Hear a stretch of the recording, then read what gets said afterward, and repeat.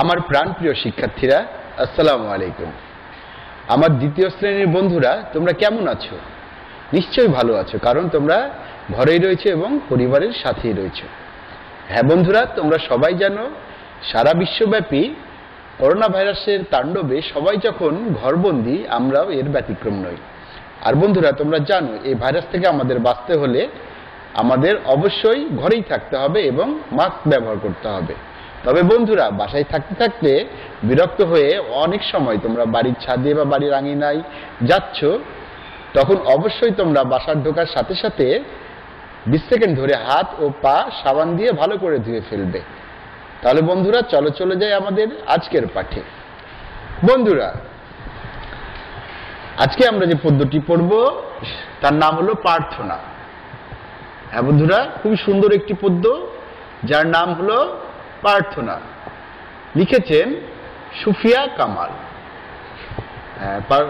পদ্যটি লিখেছেন সুফিয়া কামাল। বন্ধুরা, প্রথমে আমি তোমাদের আবৃত্তি করে শোনাচ্ছি।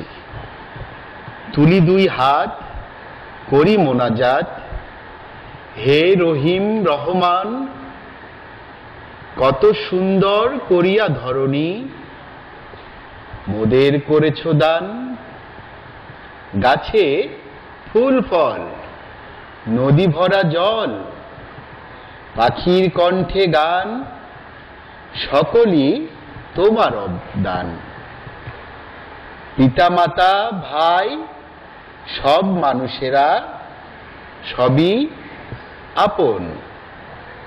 হ্যাঁ বন্ধুরা, ভেরি গুড বন্ধুরা, তোমাদের ভালো লাগছে তাই তো? ঠিক আছে বন্ধুরা, এখানে তোমরা দেখেছো প্রার্থনা, কবিতার নাম প্রার্থনা, লিখেছেন সুফিয়া কামাল। আমি আবার বলছি, কবিতাটির নাম প্রার্থনা, লিখেছেন সুফিয়া কামাল। তুলি দুই হাত, করি মোনাজাত, হে রহিম রহমান, কত সুন্দর করিয়া ধরণী, মোদের করেছ দান। গাছে ফুল ফল, নদী ভরা জল, পাখির কণ্ঠে গান, সকলই তোমার দান। পিতা মাতা ভাই সব মানুষেরা সবই আপন। বন্ধুরা, আরো কিছু অংশ রয়েছে এই কবিতার, সেটি আমরা পরে আলোচনা করব। এটা আগে শিখে নিব, ঠিক আছে বন্ধুরা? দেখো, এখানে কবি প্রথম লাইনেই বলেছেন তুলি দুই হাত, করি মোনাজাত।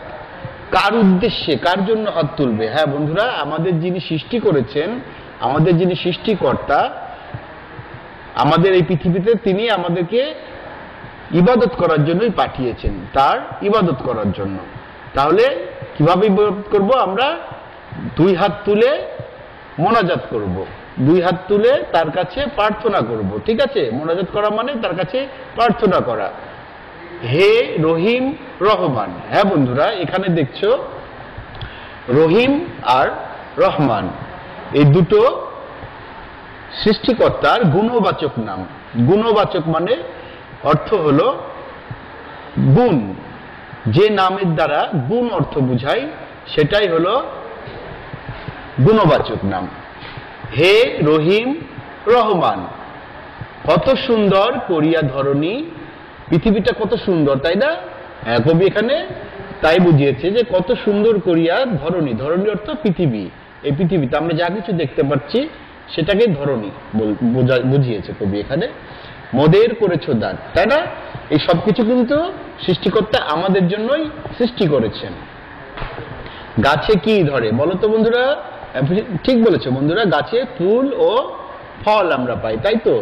গাছে আমরা ফুল পেয়ে থাকি ও ফল পেয়ে থাকি, তাই কবি এখানে বলেছেন গাছে ফুল ফল, নদী ভরা জল। হ্যাঁ বন্ধুরা, নদীতে জল থাকে বলেই সেখানে মাছ থাকে, তাই না? কুমির, হ্যাঁ, অনেক কিছু থাকে, তাই না? অনেক ধরনের প্রাণী থাকে। পাখির কণ্ঠে গান। হ্যাঁ বন্ধুরা, তোমরা দেখেছো কোকিল, একটি কালো পাখি, কিন্তু কি সুন্দর কুহু কুহু করে ডাকে, তাই না? হ্যাঁ, পাখির কণ্ঠে গান।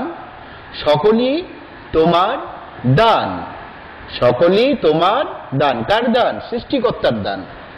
পিতামাতা ভাই সব মানুষেরা সবই আপন। পিতামাতা ভাই সব মানুষেরা সবই আপন। তাহলে বন্ধুরা তোমরা বুঝতে পেরেছো নিশ্চয়।